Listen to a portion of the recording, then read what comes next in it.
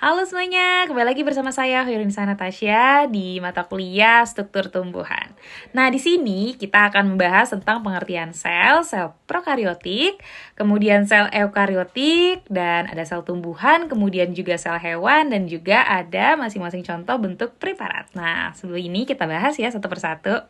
Nah, yang pertama kita akan bahas tentang pengertian sel. Apa itu sel?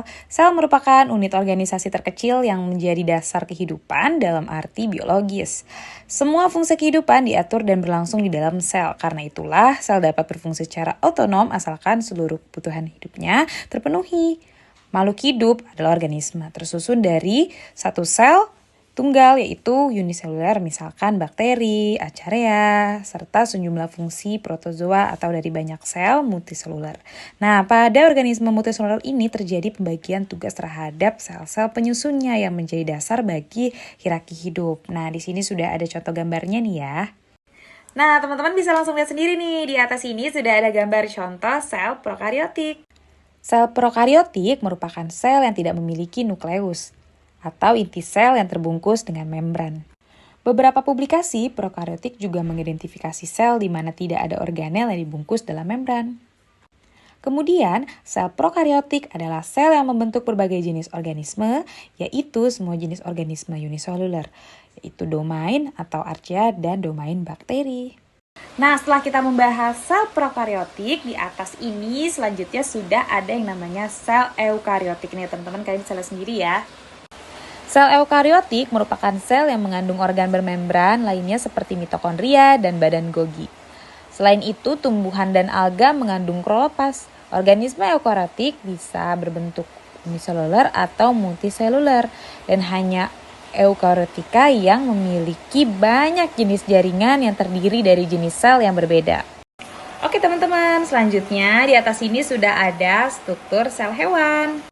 Apa sih sel hewan itu? Sel hewan adalah secara umum disebut dengan sel eukariotik yang dimana fungsinya adalah untuk menyusun jaringan pada hewan itu sendiri.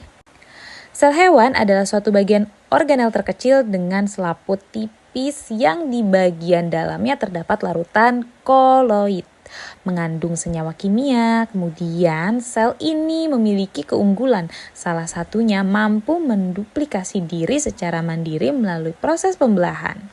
Nah, kalian bisa lihat sendiri ya, di gambar ini sudah ada membran sel, lisosom, nukleus, mitokondria, kemudian ada setrosom, sitoplasma, dan ada juga retikulum endoplasma kasar, retikulum endoplasma halus, kemudian ribosom, dan ada badan Golgi. Nah, selanjutnya kita akan membahas tentang sel tumbuhan. Sel tumbuhan adalah kelompok sel eukariotik, jadi masih tergolong dalam sel eukariotik juga nih ya. Nah, itu kelompok sel yang mempunyai materi genetik, DNA yang dibaluti atau dibungkus oleh membran. Sel tumbuhan mempunyai struktur yang khas dibanding dengan sel eukariotik lainnya. Dan perbedaan yang paling mendasar yaitu bentuk sel tumbuhan yang kaku. Nah, di sini sudah ada struktur sel tumbuhan nih, di mana terdiri dari kloroplas, vakuola, kemudian nukleus, dan lain-lainnya.